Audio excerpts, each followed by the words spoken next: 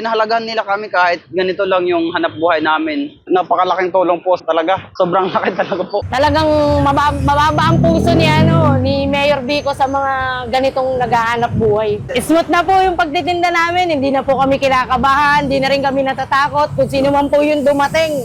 Ganyan kasaya sina Aris at Rosal nang maramdaman at makita ang positibong pagbabagong dala ng pagkakaroon ng permit sa kanilang hanap buhay. Mas magaan na daw ang araw-araw na pagtitinda at mas may kita pa. Para sa maraming street food vendor, ang hanap buhay ay laban. Laban sa init, laban sa ulan, laban sa pagod. Kaya't nang inanunsyo ang libreng registration, hindi sila nag-aksaya ng panahon. Agad na nagtungo sa City Hall. Noong November po, may nabalitaan po kami dyan sa City Hall na programa daw po ni Mayor Vico Soto na nagpaparegister daw ng libre. 500 katao po, libre noong November. Kaya isa po ako sa naunang nag-apply doon. Siyempre, kailangan ng barangay clearance, valid ID, at saka po yung medical. January, may nagsabi po sa amin na pumuntang araw po kami dun sa sports complex at meron daw po para sa ambulant vendor kay Mayor Vico. Kaya hindi po kami nagdalawang isip na pumunta ron kasi para malaman na rin po namin na hindi na po namin maranasan yung nakikipaghabulan lagi. Magkaroon po kami ng ganyan, cart register po para po sa hanap buhay. Nagpunta lang po kami doon, meron po kaming valid ID, kahit isa lang po.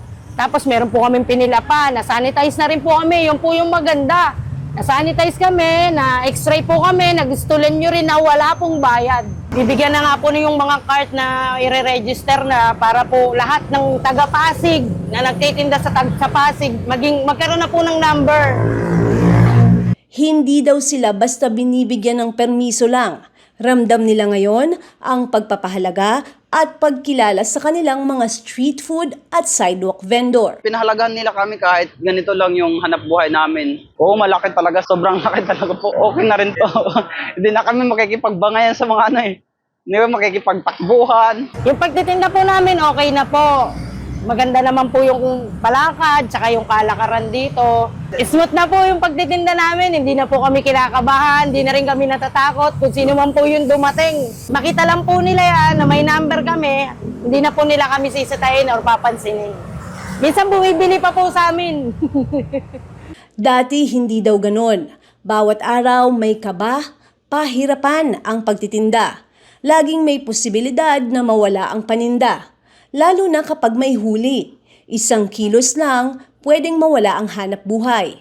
Mahirap makipaghabulan, mahirap makipagtaguan. Nung nagsimula ako nung taong po yan, 2019. Dati po, lako lang ako, nag-iikot lang po ako. Mula dito hanggang sa Rizal High, Arellano, hanggang sa Ugong po ako nakakarating. Mahirap sir kasi basta-basta lang kami hinuhuli. Walang pero-pero o uhulihin talaga kami. Nagsimula po akong magtinda, pandemic, 2019. Andito po kami, maaga po kami nandito. Maaga rin kami pinapauwi, gawa nga po ng kailangan gabi. Wala na pong nakapwesto rito. Nasisita po kami lagi. Nagtitinda kami, sitahin kami ng mga action line.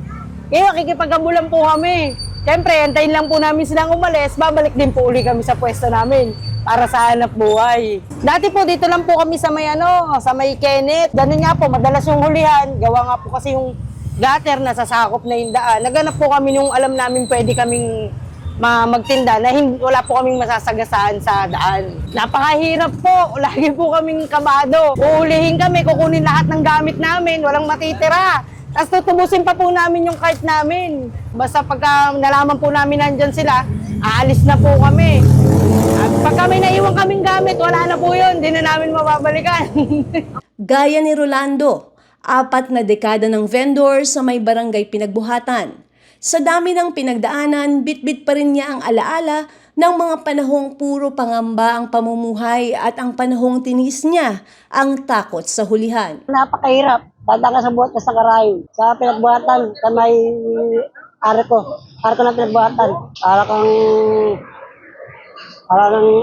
lagi kang nangangamba. Nahuhulihin ka. Lahat ng titignan mo, alam mo, daging pa yung wanted. Huhulihin ka bigla. Wala ka ng puhulan. Wala ka pupunta ka naman sa Mumbai. Mahirap. Ay sana, pagbigyan nila yung ano, pinigyan ng bendo. Kasi kakaumay. Nahuli, nangungutas sa Bombay. Lagi ka lang, parang dahil pa yung panty, ligang kanlingat, uhuli ka bigla. Pag nahuli, kahirapan. Nahirapan mahuli, nakuha. Ay, dugot tayo, isang ilan mo. Ulan, bago makuha. Isa, paibigay. Ngayon, mas malinaw na ang mga patakaran. Alam na kung saan ang mga bawal na lugar para magtinda. Kaya iwas huli na rin. Higit sa lahat, dahil may permit, mas may kumpiyansa rin ang mga mamimili. Kasi alam nilang sumusunod sa kalinisan at alituntunin ang mga vendor dahil sa permit na binibigay sa mga sumusunod sa sanitary guidelines, malinis ang paninda at healthy vendors. Yan, permit para patuloy, kung yung nagtitinda, walang sakit. So, walang sakit ang nakakahawak. Yan, purpose, pero may huli pa rin. Oo, malaki.